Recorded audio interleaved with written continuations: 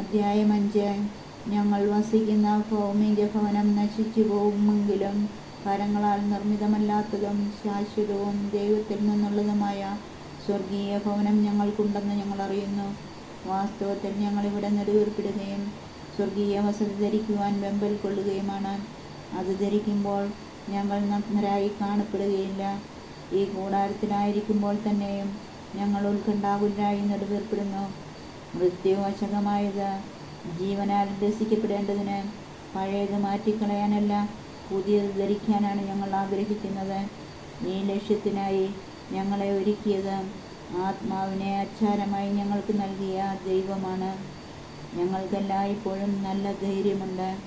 ഞങ്ങൾ ശരീരത്തിൽ വസിക്കുന്നിടത്തോളം കാലം കർത്താവിൽ നിന്ന് അകലെയാണെന്ന് ഞങ്ങൾ അറിയുന്നു.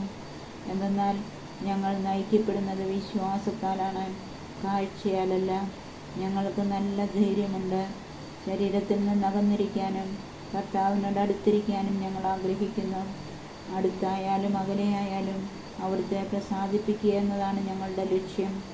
എന്തുകൊണ്ടെന്നാൽ ഓരോരുത്തരും തങ്ങളുടെ ശാരീരികതയിൽ ചെയ്തിട്ടുള്ള നന്മതിന്മകൾക്ക് പ്രതിഫലം സ്വീകരിക്കുന്നതിന് നാം എല്ലാവരും ക്രിസ്തുവിൻ്റെ ന്യായാസനത്തിന് മുൻപിൽ വരണം.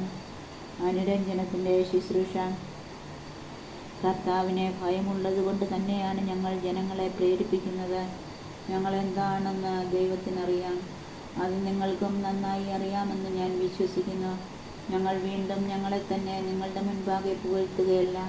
പ്രത്യുത ഹൃദയം നോക്കാതെ മുഖം നോക്കി പ്രശംസിക്കുന്നവർക്ക് ഉത്തരം നൽകാൻ നിങ്ങൾക്ക് കഴിയേണ്ടതിന് ഞങ്ങളെപ്പറ്റി അഭിമാനിക്കാൻ ഒരവസരം നൽകുകയാണ്. ഞങ്ങൾ ഉന്മത്തരാണെങ്കിൽ അത് ദൈവത്തിന് വേണ്ടിയാണ്. ഞങ്ങൾ സമചിത്തരാണെങ്കിൽ അത് നിങ്ങൾക്ക് വേണ്ടിയാണ്.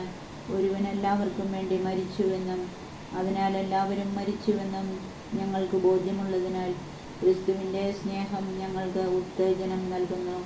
ജീവിക്കുന്നവർ ഇനിയും തങ്ങൾക്ക് വേണ്ടി ജീവിക്കാതെ തങ്ങളെ പ്രതി മരിക്കുകയും ഉയർത്തുകയും ചെയ്തവന് വേണ്ടി ജീവിക്കേണ്ടതിനാണ് അവിടുന്ന് എല്ലാവർക്കും വേണ്ടി മരിച്ചത്. അതിനാൽ ഇപ്പോൾ മുതൽ ഞങ്ങൾ ആരെയും മാനുഷികമായ കാഴ്ചപ്പാടിൽ വീക്ഷിക്കുന്നില്ല. ഒരിക്കൽ ഞങ്ങൾ മാനുഷികമായ കാഴ്ചപ്പാടിൽ ക്രിസ്തുവിനെ വീക്ഷിച്ചിരുന്നെങ്കിലും ഇനി ഒരിക്കലും അങ്ങനെ ചെയ്യുകയില്ല. ക്രിസ്തുവിലായിരിക്കുന്നവൻ പുതിയ സൃഷ്ടിയാണ്. പഴയത് കടന്നുപോയി, ഇതാ പുതിയത് വന്നു കഴിഞ്ഞു. ഞങ്ങളെ ക്രിസ്തു വഴി തന്നോട് രമ്യപ്പെടുത്തുകയും രമ്യതയുടെ ശുശ്രൂഷ ഞങ്ങൾക്ക് നൽകുകയും ചെയ്ത ദൈവത്തിൽ നിന്നാണ് ഇവയെല്ലാം. അതായത് ദൈവം മനുഷ്യരുടെ തെറ്റുകൾ അവർക്കെതിരായി പരിഗണിക്കാതെ രമ്യതയുടെ സന്ദേശം ഞങ്ങളെ ഫലമേൽപ്പിച്ചുകൊണ്ട് ക്രിസ്തു വഴി ലോകത്തെ തന്നോട് രമ്യതപ്പെടുത്തുകയായിരുന്നു. ഞങ്ങൾ ക്രിസ്തുവിൻ്റെ സ്ഥാനപതികളാണ്. ഞങ്ങൾ വഴി ദൈവം നിങ്ങളോട് അഭ്യർത്ഥിക്കുന്നു, നിങ്ങൾ ദൈവത്തോട് രമ്യതപ്പെടുവിൻ. ഇതാണ് ക്രിസ്തുവിൻ്റെ നാമത്തിൽ ഞങ്ങൾ നിങ്ങളോട് അപേക്ഷിക്കുന്നത്.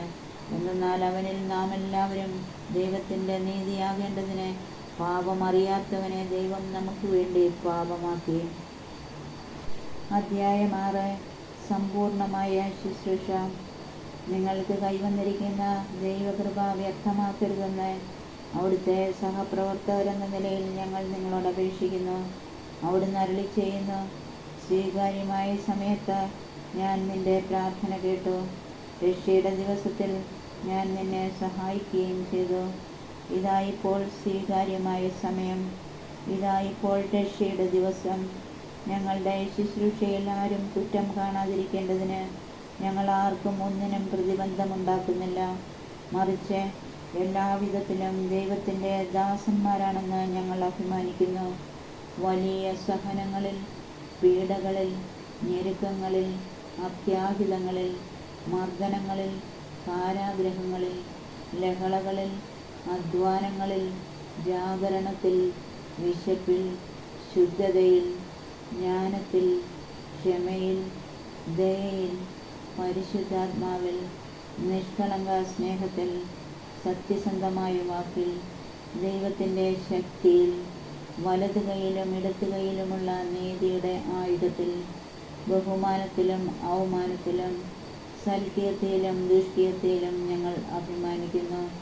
വഞ്ചകരെ പോലെ ഞങ്ങൾ കരുതപ്പെടുന്നു, എങ്കിലും ഞങ്ങൾ സത്യസന്ധരാണ്. ഞങ്ങൾ അറിയപ്പെടാത്തവരെ പോലെയാണെങ്കിലും അറിയപ്പെടുന്നവരാണ്. മരിക്കുന്നവരെ പോലെയാണെങ്കിലും ഇതാ ഞങ്ങൾ ജീവിക്കുന്നു. ശിക്ഷിക്കപ്പെട്ടവരെ പോലെയാണെങ്കിലും വധിക്കപ്പെട്ടിട്ടില്ല. ഞങ്ങൾ ദുഃഖിതരെ പോലെയാണെങ്കിലും സദാ സന്തോഷിക്കുന്നു. ദരിദ്രരെ പോലെയാണെങ്കിലും അനേകരെ സമ്പന്നരാക്കുന്നു. ഒന്നുമില്ലാത്തവരെ പോലെയാണെങ്കിലും എല്ലാം ആർജിച്ചിരിക്കുന്നു. കൊറിന്തോസുകാരെ, ഞങ്ങൾ നിങ്ങളോട് വളരെ തുറന്ന് സംസാരിക്കുന്നു. ഞങ്ങളുടെ ഹൃദയം നിങ്ങളെ തുറന്ന് കാണിക്കുകയും ചെയ്യുന്നു. ഞങ്ങൾ മുഖാന്തരമല്ല നിങ്ങൾ ഞെരുങ്ങുന്നത്, നിങ്ങൾ നിങ്ങളിൽ തന്നെയാണ് ഞെരുങ്ങുന്നത്. മക്കളോടെന്നതുപോലെ ഞാൻ പറയുന്നു, നിങ്ങളും ഞങ്ങളോട് ഹൃദയം തുറന്ന് പെരുമാറുവിൻ. ദൈവത്തിൻ്റെ ആലയം. നിങ്ങൾ അവിശ്വാസികളുമായി കൂട്ടുചേരരുത്. നീതിയും അനീതിയും തമ്മിൽ എന്ത് പങ്കാളിത്തമാണുള്ളത്?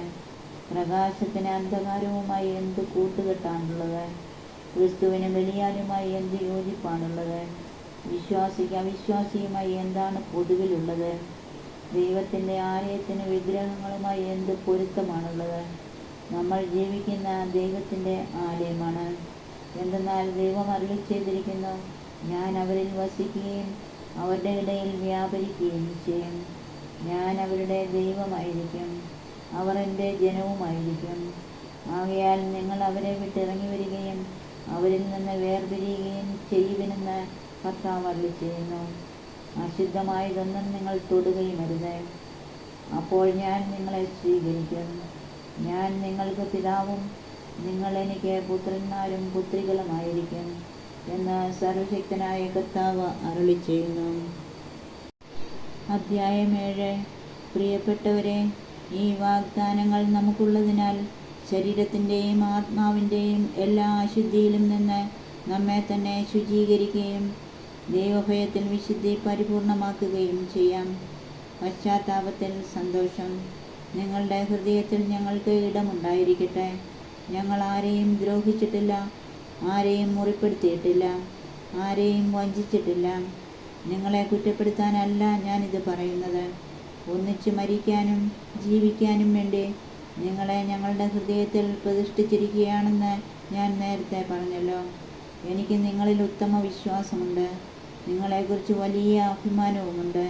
ഞാൻ ആശ്വാസഭരിതനായിരിക്കുന്നു. ഞങ്ങളുടെ ക്ലേശങ്ങളിലെല്ലാം ഞാൻ ആനന്ദപൂരിതനുമാണ്.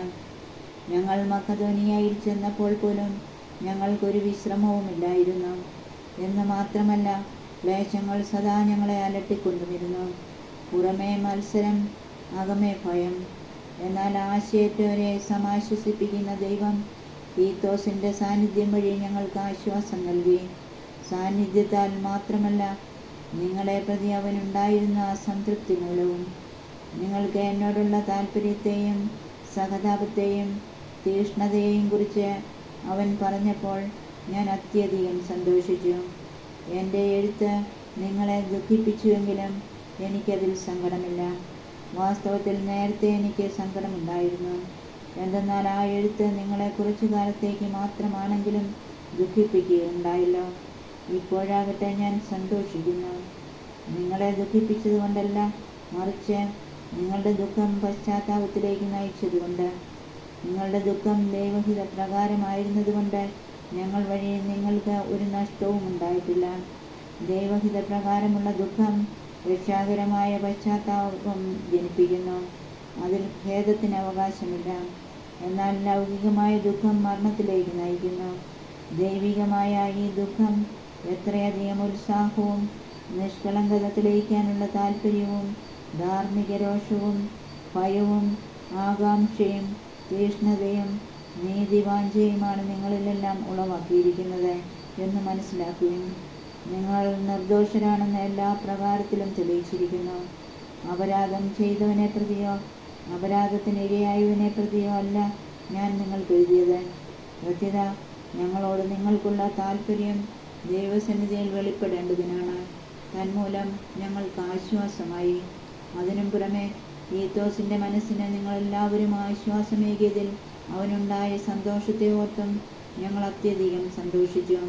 നിങ്ങളെ പ്രശംസിച്ച് ഞാൻ അവനോട് ചിലത് സംസാരിച്ചു എന്നതിൽ എനിക്ക് ലജ്ജിക്കേണ്ടി വന്നില്ല. ഞങ്ങൾ നിങ്ങളോട് പറഞ്ഞതെല്ലാം സത്യമായിരിക്കുന്നത് പോലെ തീത്തോസിനോട് ഞങ്ങൾ മേനി പറഞ്ഞതും സത്യമാണെന്ന് തെളിഞ്ഞിരിക്കുന്നു.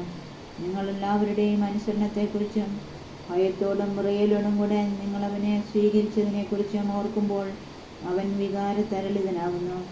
എനിക്ക് നിങ്ങളിൽ പരിപൂർണ്ണ വിശ്വാസമുള്ളതിനാൽ ഞാൻ സന്തോഷിക്കുന്നു.